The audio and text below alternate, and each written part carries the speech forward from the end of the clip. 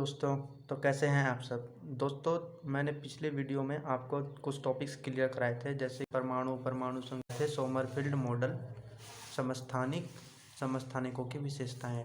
अब next topic है समभारिक। अगर आपको वो वीडियो देखना है तो उसका लिंक मैंने डिस्क्रिप्शन में डाल रखा है, आप वो उससे देख सकते हैं। अब नेक्स्ट टॉपिक है समभारिक। एक तत्व के वे परमाणु जिनका परमाणु क्रमांक भिन्न होता है लेकिन द्रव्यमान संख्या समान होती है, समभारिक कहलाते हैं। इसके नाम से पता लगता है, देखो, भारिक, समभारिक यानी भार मतलब द्रव्यमान, जिनका द्रव्यमान संख्या समान होती है उसे समभारिक बोलते हैं। और ये इसमें जो होता है, देखिए, जैसे कार्बन है और आर्गन है, इन दोनों के जो द्रव्यमान संख्या है वो समान होती है, 40-40 होते हैं दोनों के द्रव्यमान संख्या। तो इसमें क्या होता है कि इलेक्ट्रॉनों की संख्या, ये नीचे वाले इलेक्ट्रॉनों की संख्या है, तो इलेक्ट्रॉनों की संख्या हो गई दोनों में 18 और 20। जो इलेक्ट्रॉनों की संख्या होती है वही प्रोटॉनों की संख्या होती हैं। तो इलेक्ट्रॉनों की संख्या 18 है तो प्रोटॉनों की संख्या भी 18, और इसमें इलेक्ट्रॉनों की संख्या 20 है तो इसमें भी प्रोटॉनों की संख्या 20 होगी। अब 40 में से 18 माइनस कर देंगे तो न्यूट्रॉनों की संख्या आ जाती है। मैंने आपको पिछले वीडियो में इसका ऐसे ट्रिक बताई थी, जो इसमें से माइनस करने के बाद न्यूट्रॉन की संख्या हम निकाल सकते हैं। तो 40 में से 20 हटाएंगे तो 20 ही आएगा।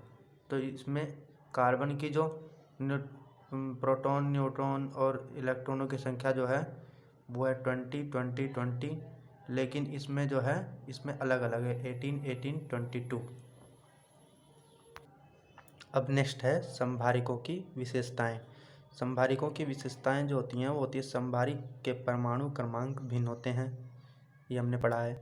समभारिकों की द्रव्यमान संख्या समान होती है। समभारिकों में इलेक्ट्रॉन, प्रोटॉन, न्यूट्रॉन की संख्या भिन्न भिन्न होती हैं।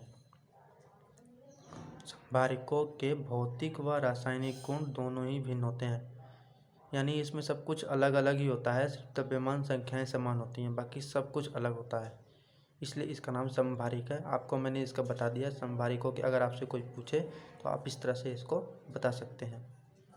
अब इसे बोलेंगे हम, देखिए नेक्स्ट टॉपिक है न्यूट्रॉनिक। सम न्यूट्रॉनिक ऐसे दो तत्व जिनके न्यूट्रॉनों की संख्या समान होती है सम न्यूट्रॉनिक्स कहलाते हैं। देखो, इसमें भी ऐसे ही बोल दिया, जिनके न्यूट्रॉनों की संख्या समान होती है उन्हें सम न्यूट्रॉनिक बोलते हैं। जैसे हम लेंगे कार्बन, नाइट्रोजन और ऑक्सीजन, इनमें जो परमाणु द्रव्यमान है वो है 14, 15, 16। और जो अभी नीचे हम देखेंगे इलेक्ट्रॉनों की संख्या, तो इलेक्ट्रॉनों की संख्या इसमें कार्बन में 6 है, नाइट्रोजन में 7 है और ऑक्सीजन में 8 है। जो इलेक्ट्रॉनों की संख्या होती है वही प्रोटॉनों की संख्या होती है, तो दोनों में 6, 7, 8 हो गया।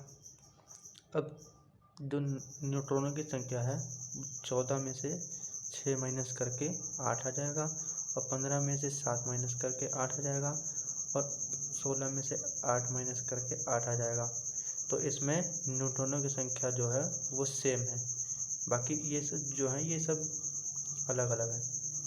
तो ऐसे दो तत्व जिनके न्यूट्रॉनों की संख्या समान होती है सम न्यूट्रॉनिक कहलाते हैं।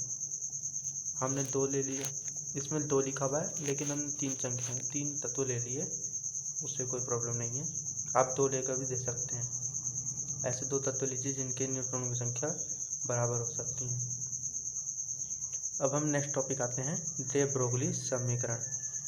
डे ब्रोगली समीकरण, जो डे ब्रोगली थे एक साइंटिस्ट थे, उन्होंने 2 समीकरणों को जोड़ करके बताया था। जैसे प्लांक के अनुसार, जो प्लांक थे और आइंस्टीन थे, इन दोनों के समीकरण को जो जोड़ा था, जोड़ करके अपनी एक नई समीकरण बनाई थी।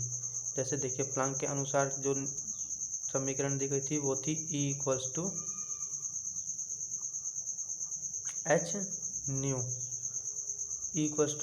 थी, और जो आइंस्टीन के अनुसार जो समीकरण थी वो थी E=mc²।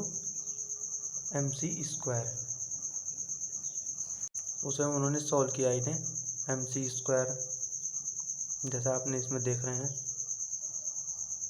अब ये जो c था वो c एक नीचे आ गया, एक यहीं रह गया, और न्यू अपॉन c को बोलते हैं 1/λ। ये जो है ये लैम्डा है, इसे ऐसे बनाते हैं, थोड़ा सा तिरछा कर देते हैं टी को, ये लैम्डा हो जाता है। जब था तो लैम्डा इक्वल्स टू h/mc आया। तो उन्होंने इसी समीकरण को अपनी समीकरण बताई। उन्होंने ये बताया कि यदि किसी कण का द्रव्यमान m हो और वेग v हो तो इसे निम्न प्रकार लिखा जा सकता है। यानी कोई से भी ऐसा कण हो जिसका द्रव्यमान m होगा, यानी उसमें वजन m होगा और उसका वेग जो होगा वो v होगा, तो उसे इस प्रकार लिखा जा सकता है। उसकी समीकरण इस तरह से बनेगी और उसे इस तरह से इसी समीकरण के हिसाब से सोल्व किया जाएगा। उन्होंने ये बताया था, इसे ही डे ब्रोगली समीकरण कहते हैं।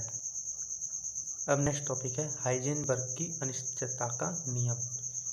इस नियम के अनुसार किसी गतिशील कण की स्थिति तथा वेग को एक साथ निर्धारित नहीं किया जा सकता। कोई न कोई त्रुटि अवश्य ही होगी। यदि कण की स्थिति डेल्टा x है और निर्धारण में अनिश्चितता का मान हो तो हाइजेनबर्ग के नियम अनुसार जो डेल v है, यानी डेल्टा v, इसे डेल v बोल सकते हैं। डेल v जो वो बड़ा होगा h/2πm से, जहाँ m कण का द्रव्यमान है तथा h प्लैंक नियतांक है। जैसे देखिए इसमें क्या बोला है, जो हाइजेनबर्ग की अनिश्चितता का नियम, यानी जो ये था, इसमें यह बोला गया, इस नियम के अनुसार जो बोला गया, इस नियम के अनुसार ये बोला गया कि जो किसी गतिशील कण, यानी जो भी कोई गतिशील कण होगा उसकी जो स्थिति है और वेग, यानी जो वो दौड़ रहा होगा, जैसे कोई गतिशील कण है वो गतिमान है अपनी स्थिति में, तो उसकी जो गतिशीलता है, जो उसकी का जो वेग होगा और वो जो स्थिति होगी वो एक साथ नहीं माप सकते। यानी वो बहुत ज़ोर ज़ोर से घूम रहा है तो हम ये चेक नहीं कर सकते ना, एक साथ हम एक ही टाइम पर नहीं चेक कर सकते कि उसका जो वेग कितना है और उसकी स्थिति कितनी है, किस स्थिति पर है।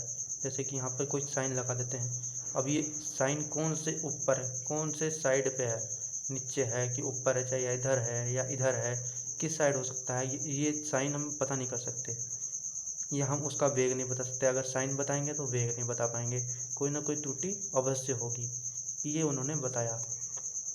यदि कण की स्थिति डेल x है और निर्धारण में अनिश्चितता का मान हो तो हाइजेनबर्ग के अनुसार जो ये डेल v है ना, यानी वेग हो, अगर उसकी स्थिति डेल x है तो डेल v बड़ा होगा इससे, ये बताया उन्होंने। और जो इसमें जो m द्रव्यमान है और h प्लैंक नियतांक। आज के लिए बस इतना ही। अब नेक्स्ट टॉपिक है हमारा ऑर्बिटल, वो मैं अगले वीडियो में आपको समझाऊंगा।